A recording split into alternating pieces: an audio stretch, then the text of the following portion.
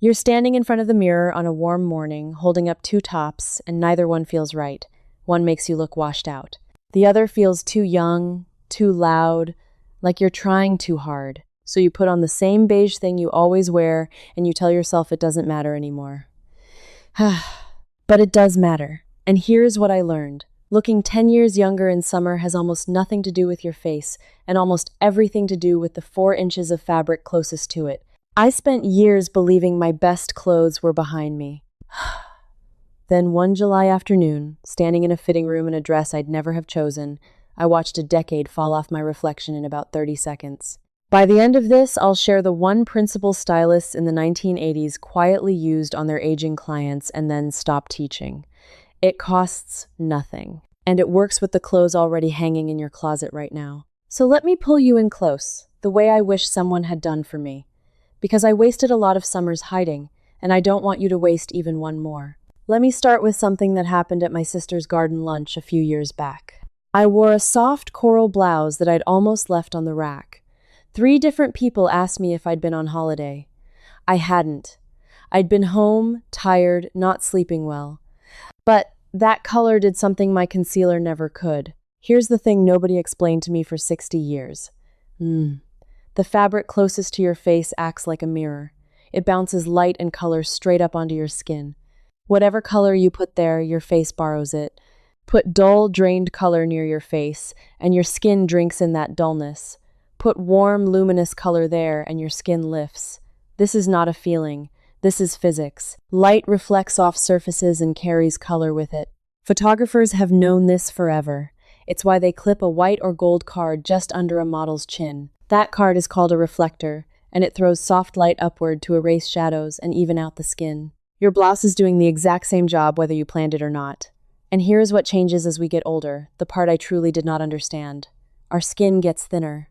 It loses some of that plump, bouncy quality it had at 30. The blood vessels underneath show through a little more, which can add a grayish or bluish cast, especially in the cooler morning light. So the wrong color near your face doesn't just sit there being wrong. It amplifies every shadow you already have. Think about the colors we're told to wear as we age. Gray, taupe, black, navy, charcoal. All those safe, serious, invisible colors. I wore them for years because I thought they were dignified. I thought they made me look pulled together. What they actually did was drain every drop of warmth out of my face and drop a gray shadow right under my chin and around my eyes. So what do you do instead? You don't have to run out and buy anything loud. You just move the softer, warmer colors up to your neckline. Think of a warm coral, a soft peach, a creamy ivory, a dusty rose, a warm camel, a gentle teal. Colors with a little life in them. Colors that carry warmth. And if you love your black cardigan, and I know you do, keep it. Just put a warm scarf or a soft-colored blouse between the black and your face, so the light that reaches your skin comes through the warm layer first. I tested this on myself in the plainest way possible. I stood at my bathroom window in daylight and held up one top after another, right under my chin, and watched my own face. Not the top, my face. And I could see it, clear as anything. Some colors switched a light on, some switched it off. You will see it too, the moment you look for it. Once you see it, you cannot unsee it. But knowing which colors lift your face is only the first piece. Because I did all this, I got the color right, and I still looked older than I felt. And it took me an embarrassingly long time to figure out why. It wasn't the color, it was the cloth itself. Let me tell you about the summer I ruined a perfectly good vacation because of one dress. It was a stiff, shiny, synthetic thing in a pretty print. In the store, under those lights, it looked crisp and expensive. Out in the July heat, it did 3 terrible things at once. It trapped the heat against my body, so I felt swollen and miserable. It held its own boxy shape instead of following mine, so I looked wider than I am. And it caught the harsh sunlight in a hard, plasticky shine that made everything about it look cheap. Here's what I did not know then. Fabric has a behavior. Some fabrics fall, some fabrics stand. And after 60, that difference decides whether you look soft and graceful or stiff and boxed in. Stiff fabrics, the heavy polyesters, the crisp, shiny blends, hold themselves rigid. They create a hard line that stands away from your body. And every place that hard line juts out, your eye reads it as bulk, even when there's nothing but air underneath. Worse, that hard, flat surface reflects light in a harsh way. It shines. And harsh shine in daylight is not kind to anybody's skin. Fluid fabrics do the opposite. A good linen, a soft cotton lawn, a lightweight modal, a silk blend, a fine jersey. These fabrics fall. They skim past the parts you'd rather not announce and rest lightly wherever your body actually is. They move when you move. Movement reads as youth. Stillness and stiffness read as age. When your clothes have a little gentle motion in the summer breeze, you look alive. You look at ease. You look years younger, and you haven't lost a single pound. There is real science underneath this. Fabric people measure something called drape, which is simply how a cloth falls under its own weight. There's even an old testing method from the textile world, going back to the 1960s, where they'd drape a circle of fabric over a stand and measure how deeply it folded. Fabrics that fell into soft, deep folds were called high drape. Fabrics that stuck out stiff and flat were low drape. You don't need any equipment to test this yourself. Take a handful of the cloth in your hand and scrunch it gently. Does it collapse into soft folds and settle? That's your friend. Does it fight you and spring back stiff and crinkled? That's the one aging you in every photo. And in summer, this matters twice over. Because the fabrics that drape softly are almost always the natural, breathable ones. Linen, cotton, silk. The ones that let the heat pass through instead of trapping it against you. So the fabric that makes you look younger is the very same fabric that keeps you cool and comfortable in August. Comfort and elegance are not enemies. Nobody ever told me that. I thought I had to suffer to look nice.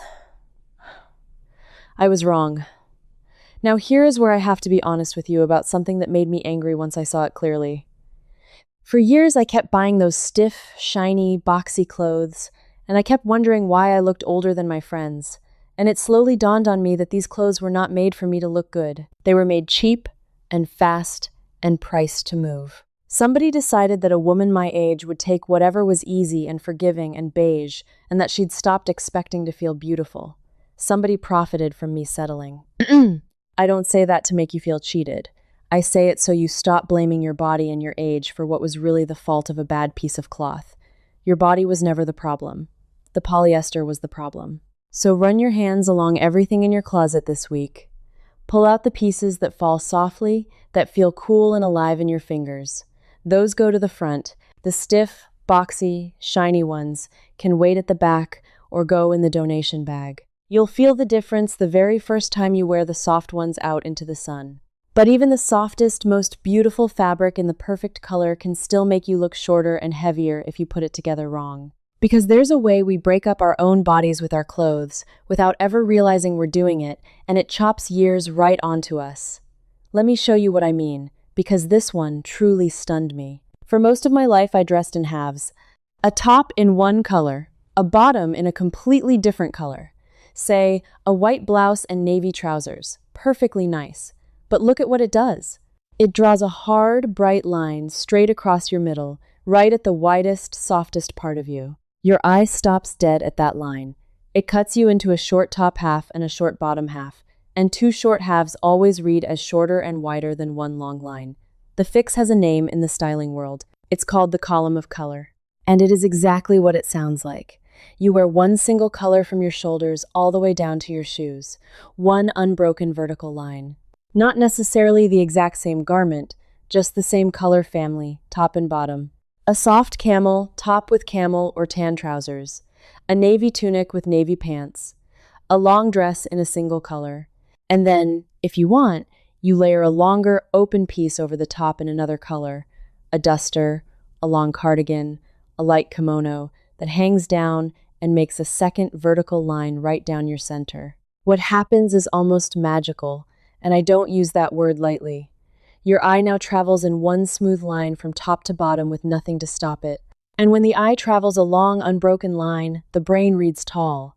It reads slim. It reads elegant. You have not changed your body one bit. You've simply stopped chopping it in half. There's an old proportion idea behind this that designers have leaned on for 100 years. They call it the rule of thirds. The idea is that the eye finds it most pleasing when things are divided not into two equal halves, but into uneven parts, roughly 1/3 and 2/3. So instead of your outfit splitting you 50-50 at the waist, you aim for a line that sits higher or lower, a top that ends at the upper third, or a tunic that falls to the lower third. A longer cardigan that ends around the top of your thigh, worn over a column of one color, creates exactly that pleasing 1/3, 2/3 break. It's the same proportion painters used, the same proportion photographers use. Once your eye learns it, you'll spot it in every genuinely elegant woman you pass. Now I know exactly what some of you are thinking right about now. This is the part I promised myself I'd get to, because I remember thinking it too. You're thinking, this is lovely for women with money and a full closet and the budget to go buy matching outfits. But my pension only stretches so far, and I am not about to spend a fortune I don't have chasing this. So let me stop and speak just to you, the woman who thinks she can't afford to change a thing. Because this next part costs you nothing, not 1 penny. The column of color does not require you to buy anything. It requires you to look at what you already own with new eyes. Go to your closet tonight and pull out every bottom you have, every skirt, every trouser, every pair of pants. Lay them on the bed. Now pull out every top. And start matching them up by color, not by outfit. That black skirt and that black top you always wore on separate days? Put them together. That's a column. Those navy trousers and that navy-ish blue top? Together. That's a column. Those cream and beige and camel pieces that you never thought of as a set?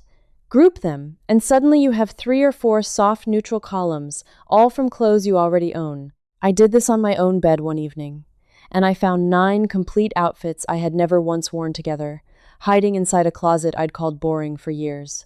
9. I had the clothes the whole time. What I didn't have was the eye.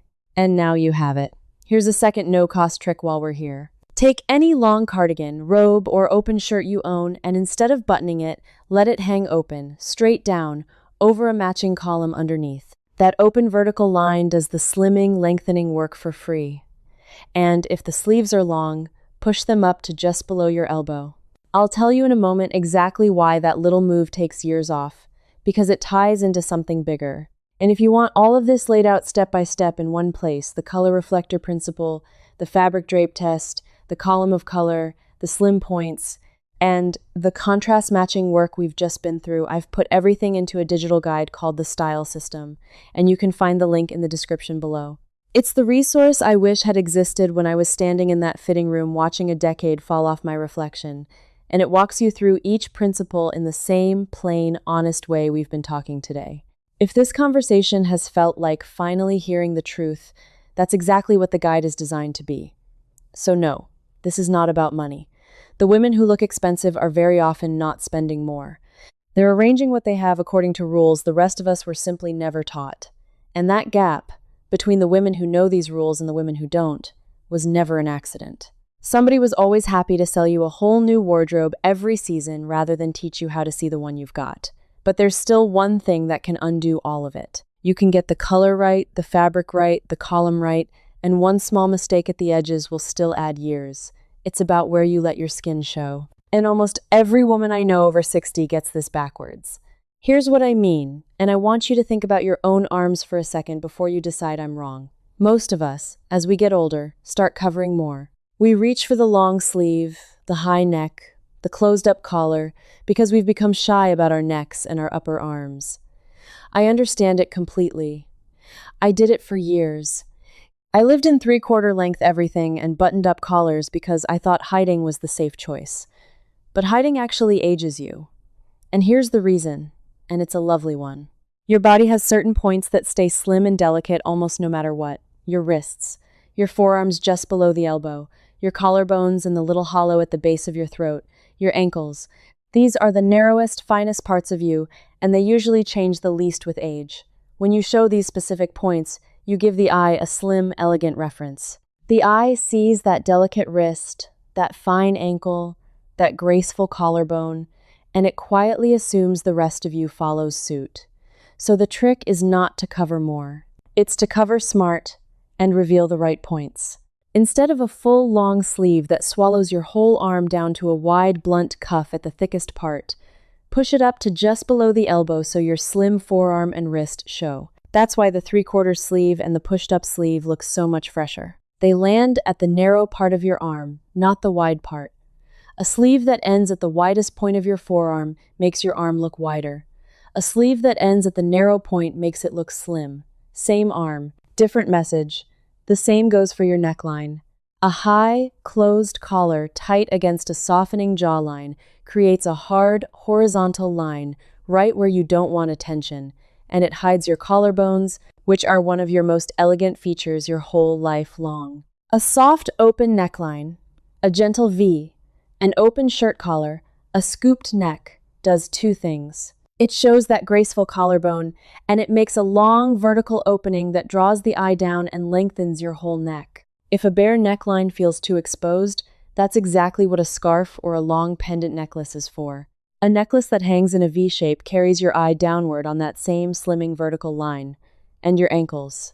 In summer, this is a gift. A trouser that ends right at the ankle, a cropped pant, a skirt that hits at the slimmest part of your lower leg, paired with a shoe that shows the top of your foot, keeps that whole line light and delicate. A heavy shoe with a thick strap right across the ankle chops the leg and adds weight exactly where you don't want it. A softer, lower-cut shoe lets the ankle stay slim and lets the leg look longer. I remember the first time I put all of this together without even meaning to.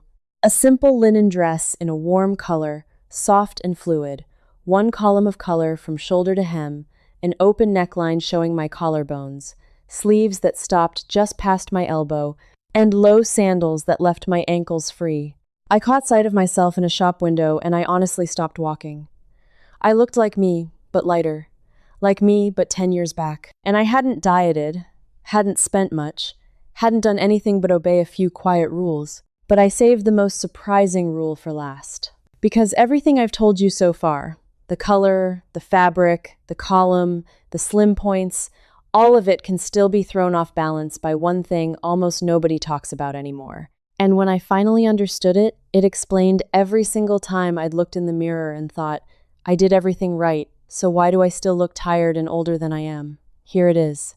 And I want you to lean in, because this is the piece I promised you at the start, the one the good stylists used quietly and then stopped teaching. It's called value contrast. And it might be the most important thing I've ever learned about dressing after 60. Let me explain it simply, because it sounds technical and it truly isn't. Value just means how light or how dark something is, setting the color aside completely. Black is very dark. White is very light. Put them next to each other and you get very high contrast, a hard, sharp jump from light to dark. Put a soft gray next to a slightly softer gray and you get low contrast, a gentle, blended, close blend. Now here is the part that changed everything for me. When we were young, most of us had high contrast built right into our faces. Think of a young woman with dark brown hair, bright eyes, and clear skin. Dark hair against light skin, that's a strong jump. That's high contrast, built into her natural coloring. And high contrast coloring can carry high contrast clothes. Crisp black and white looked wonderful on her because it matched the drama already in her face. But look at what age does. Our hair lightens. It goes from dark brown to salt and pepper to silver to soft white. Our skin lightens and softens too. The dark brows fade. The whole face gently lowers its contrast. It goes from that sharp, dramatic jump down to something softer, closer, more blended, more like a watercolor than a pen drawing. This is not a flaw. It's simply what happens, and it's beautiful in its own right. Here is the mistake nearly all of us make. We keep wearing the same high-contrast clothes we wore at 40. The stark black next to the stark white. The dark, hard outfit against our now soft, silvery faces. And when you put high-contrast clothing against a low-contrast face, the clothing wins. The eye goes to the sharpest contrast in the picture, which is now your outfit, not your face. Your soft, lovely face gets overpowered and washed out. Every line looks deeper by comparison. You look tired, you look older, and you cannot understand why, because the outfit itself is perfectly nice. The fix is so simple it almost made me laugh when I first understood it. You lower the contrast in your clothing to match the softer contrast in your face. Instead of black trousers with a stark white top, you wear a soft navy with a warm cream. Instead of hard black and white, you wear taupe and ivory, or two soft blues, or camel and a gentle white, or a whole soft column of one gentle color. You let the clothing be as soft and blended as your face has become. And the instant you do, the balance flips back. Your face becomes the sharpest, most interesting thing in the picture again. The eye goes straight to you, not to your shirt. You look harmonious. You look rested. You look, yes, younger. This is why the woman with beautiful silver hair looks so striking in soft grays, in ivory, in dove and stone and gentle blue, and looks strangely harsh in stark black. Her clothing is finally speaking the same soft language as her hair and skin. Nothing is fighting. Everything agrees. And when everything in a picture agrees, we read it as elegant. Now let me tell you where this comes from, because I promised you this was buried knowledge, and it is. This idea of matching the contrast level of your clothes to the contrast level of your own coloring comes out of the serious color analysis and image consulting work that grew up through the middle of the last century and into the 1980s. The good consultants of that era didn't just tell a woman she was a spring or an autumn or a winter. The careful ones looked at her personal contrast, the jump between her hair, her skin, and her eyes, and they dressed her to match it. They understood that as a client aged and her hair silvered, her whole contrast dropped and her palette had to soften right along with it. But then the industry got faster and cheaper and louder. It became far easier to sell every woman the same season's trend, the same bold prints, the same stark staples off the same rack, than to sit with her and read her individual contrast. That patient, personal knowledge didn't make money at scale, so it got pushed to the edges. It survived in the notebooks of a few devoted image consultants and in a handful of old color theory books, while the rest of us were handed black blazers and told they were universally flattering. They are not. Black is one of the least flattering colors you can put against most softened silver-haired faces. It's just cheap to make and easy to sell. And that is why you've stood in front of the mirror in a perfectly nice black and white outfit and felt older and never known why. Nobody buried this to hurt you. They buried it because the truth took time, and time doesn't sell as fast as fear does. So here is exactly what to do this weekend, and it costs you nothing. Go to your mirror in good natural daylight near a window. Look at your face and your hair together and ask one simple question. Is the jump between my hair and my skin sharp and strong or soft and blended? For most of us past 60, especially once the silver comes in, the honest answer is soft. Then go to your closet and hold up your outfits one at a time and ask the same question of each. Is this outfit sharp and high contrast or soft and blended? Take every soft, blended, gentle combination and move it to the front. Take the stark black and white, the hard dark against light combinations, and set them aside, or wear them only with a soft scarf or a soft cardigan near your face to gentle them down. You will not believe the difference until you see it on your own face. I stood there with a soft dove gray top next to my cheek, then a hard black one, switching back and forth, and the black one dropped 10 years of tiredness onto me every single time, and the soft gray lifted them right back off. My husband walked past and asked if I'd done something different with my makeup. I hadn't touched my makeup.